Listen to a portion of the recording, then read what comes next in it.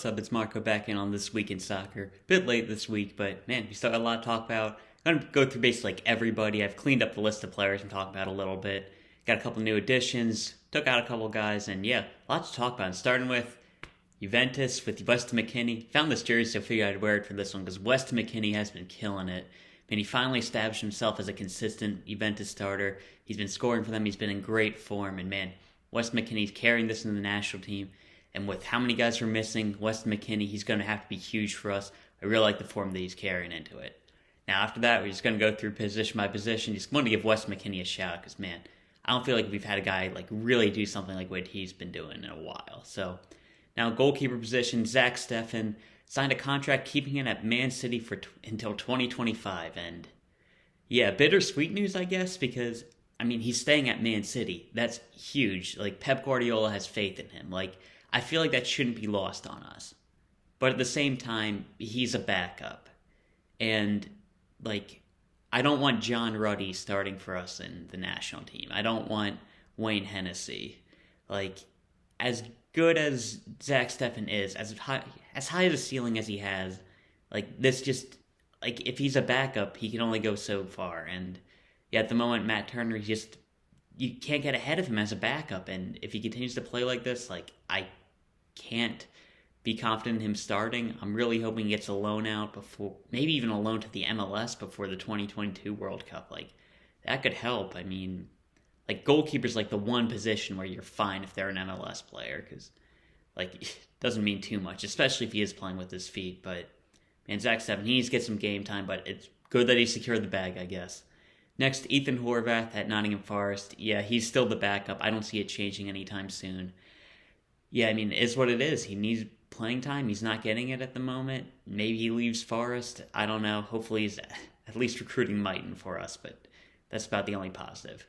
Matt Turner, he's still keeping clean sheets heading into the international break. He's in great form for the MLS games that'll come up later today. Man, Revolution won the Supporters' Shield. Great for them. I hate that they changed their logo. I love their old logo.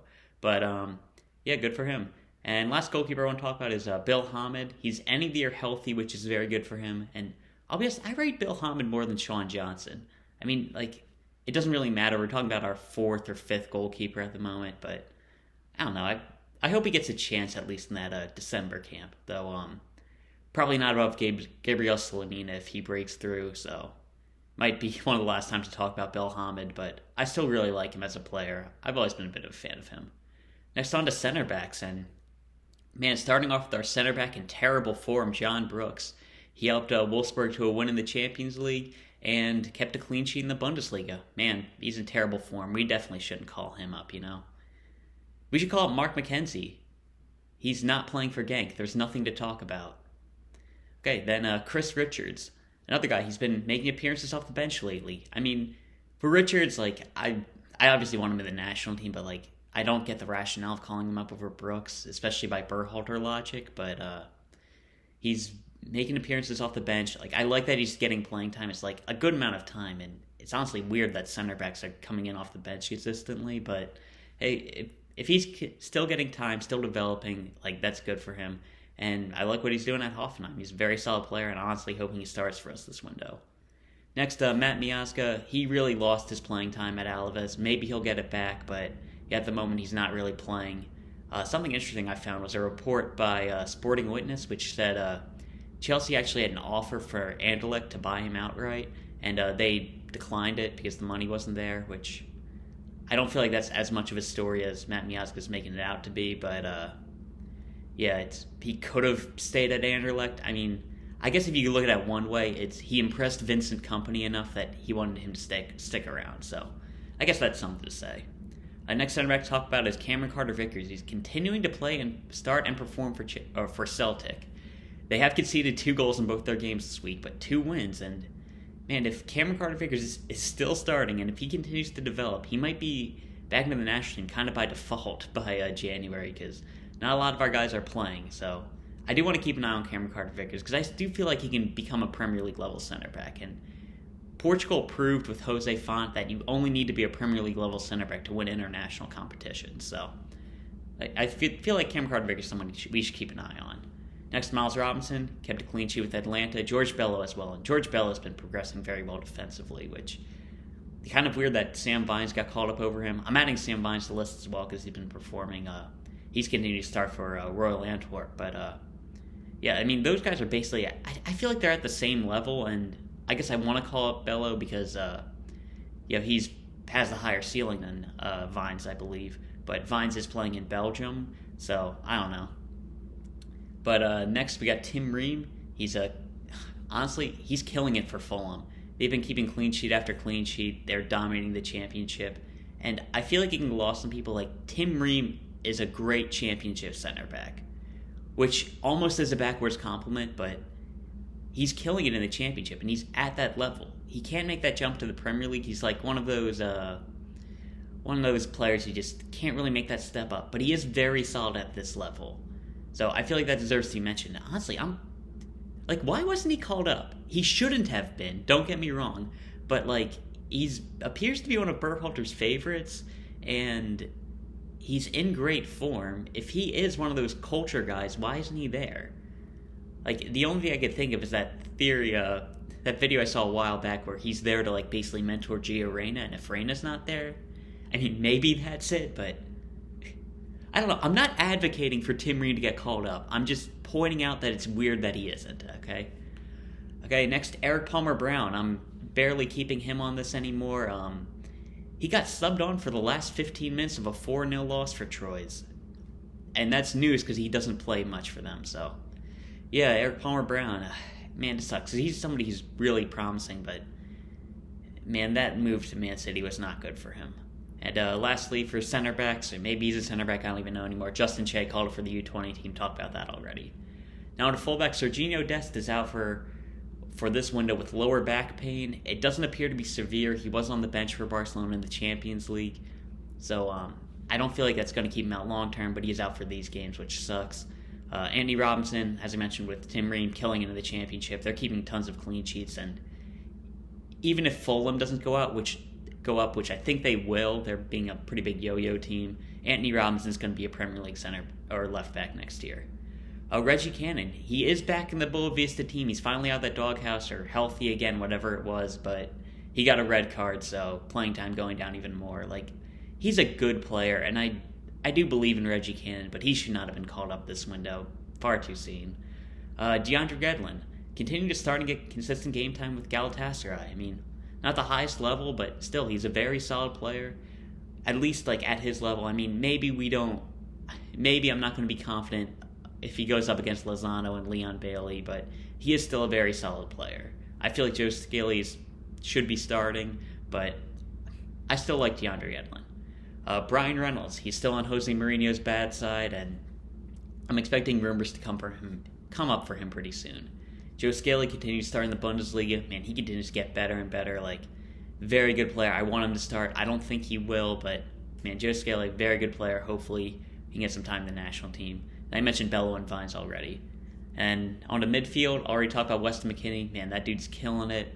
Man, I feel like Allegri was kind of doing some tricks with him, like trying to get the best out of him, and maybe it's working because Weston McKennie's doing very well.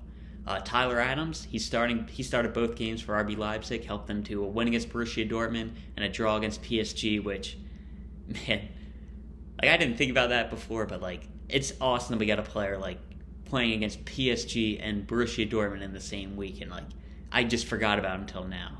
Man, he's doing very well. Leipzig and Jesse Mark, they're really turning it around. I mean, Jesse Mark, he was under some pressure a bit earlier in the season, but doing very well now. Yenis Musa, he's still coming off the bench for Valencia, but he came off the bench and helped them to a 3-1 comeback against Atletico Madrid today, so very good performance there. Brennan Aronson, he continues to get consistent game time for RB Salzburg. I'm expecting a move to Leipzig in his future, or at the very least the German Bundesliga, but yeah, he's still doing very well. Gianluca Busio has been performing great in Venice with Venezia. He's continuing to develop, getting better defensively, finding himself that role in the midfield, like a lot more confident. And yeah, he could be starting for the national team this window. I expect him to get at least one, but possibly more. Next, Luca De La Torre, continuing to start as a double pivot for Heracles. He's a lot stronger defensively than I thought he was, and man, like, I don't know why he isn't called up. it's really disappointing. Next, I want to mention Owen Adewasari. I feel like he's been having a bit of a rough time in Belgium. I am going to take him off this list just because I feel like everything I cover with him would be kind of unproductive. But, hope he does well. And he's still a very talented player that we should keep an eye on, but going to be cooling off of the coverage on him. Next, Richard Ledesma. Richard Ledesma, he's still recovering from his ACL injury. Not much to report there. Julian Green starting today, making things happen. I'm recording this in halftime of that Greuther Fürth game. And hopefully I'm not missing anything. But yeah, he's actually looking pretty good. And Greuther Fürth, I know they only have 1 point, but they are not a bad team. Like, I've been watching them a lot. They're just getting pretty unlucky, which is ironic for the Shamrock Club. And Caden Clark, still playing for New York Red Bull, going to help them get to, or hopefully will help them get into the playoffs today. God, not this weekend. And yeah, still playing very well. And the U20 team as well. Christian Poole, now to wingers. Christian Pulisic back from injury. Man, getting minutes again, very good. Awesome to see that, like, the second he recovers, he's back on the bench. Like, he jumps ahead of a lot of people. That's good to see. I feel like Chelsea do have faith in him, but, man, they're just kind of stacked at the moment. So I feel like it's like Weston McKennie, where he's going to be getting time, especially with how many games Chelsea's going to be playing. But he might not be, like, in their 11, but he's going to consistently play. Now, bad news as Gio Reyna is out until 2022 with his injury. Really disappointing to see. I saw somebody mention, like, man, Claudio Reyna, his dad was dealing with a lot of injuries when he was at Man City. Back when City wasn't what we recognize as City, but, man, he was a very good player, but injuries affected him. Hopefully he hasn't passed that on. I don't know how injuries carry over genetically, so I don't know, but, man, hopefully Gio Reyna can turn things around. And Tim Weah, man, injuries with these wingers. He's starting again. He's starting for Lille. He's starting a Champions League win for them. Man, love to see him. He's got a great partnership with Jonathan David, which, man, David was born in New York. That's one we missed out on. But, man, great to see there. Connor De La Fuente, he's coming off the bench for Marseille, still doing that. Nicola Giacchini, another guy coming off the bench for Montpellier. He's consistently getting game time, helped them to a win today. And I was just wondering, like, we watched the Gold Cup. We all agree he outperformed Areola in that. I'm just making sure, because, like, he did outperform Areola in the Gold Cup. Okay. And I'm moving him to wingers. I had him strikers before, but I feel like a piece of winger at the moment. And last we're going to talk about Jordan Morris. Made his return for the Seattle Sounders. Man, he's not somebody we're, like, crazy high on, but he did take it upon himself to move to Swansea. That's how he got hurt. And he's someone who I feel like he has that drive to improve himself. And he's a player we should look out for. I mean, he's been killing it in CONCACAF competitions. I feel like he had a game winner in the Gold Cup a while back. And he's someone he can do a job for us. And I feel like, especially right now when, like, not right now, but should we be struggling a lot in the CONCACAF qualifying? I don't know. I want to see him in the December window. That's all I want to say. Lastly, on strikers, Josh Sargent and Norwich got a win. Sargent came off the bench, but hey, one of our guys on the bottom feeding green teams finally got the win. So, hey, great to see that. Daryl Dike, he's in great form for Orlando City, scoring again, and man, he should have been called up this window, but it is what it is. Jordan Pefok finally got back to his scoring form. He got a last-minute equalizer for BSC over in Switzerland. Matthew Hoppe, he's not playing. He might be injured at the moment. I'm not sure. The Mallorca injury news, you see it, but none of it comes from a reliable source. I think he's hurt, but I have no idea. Cade Coel, he's in great form right now for San Jose. Hopefully he continues that into the U20 Revelations Cup, because, man, he's really promising. Ricardo Pepe, he's still in form. He's the only 9 that we called up, which, man, that's a lot of faith to put on, he's still 18, right? So, man, hopefully Ricardo Pepe can continue to perform. He's been playing great for us. And lastly, new guy I'm adding, Jesus Ferreira. Hey, he's on to the national team. He's been playing great. Figured he's good to be added. He scored again for FC Dallas, and he's been doing very well as a 10, but I feel like Berhalter's going to play him as a 9. I think I saw that in an interview, which I think is stupid, but hey, is what it is. Hopefully Jesus Ferreira can continue to do well. So that's all the USA players I'm covering at the moment. If there's somebody you want me to add, let me know, because, man, I'm probably missing somebody. I can't think of anybody off the top of my head, but yeah. Man, a lot of great performances. Weston McKennie's been playing great. Hopefully he carries that through to the national team. And yeah, all I've talked about right now. I'll see you.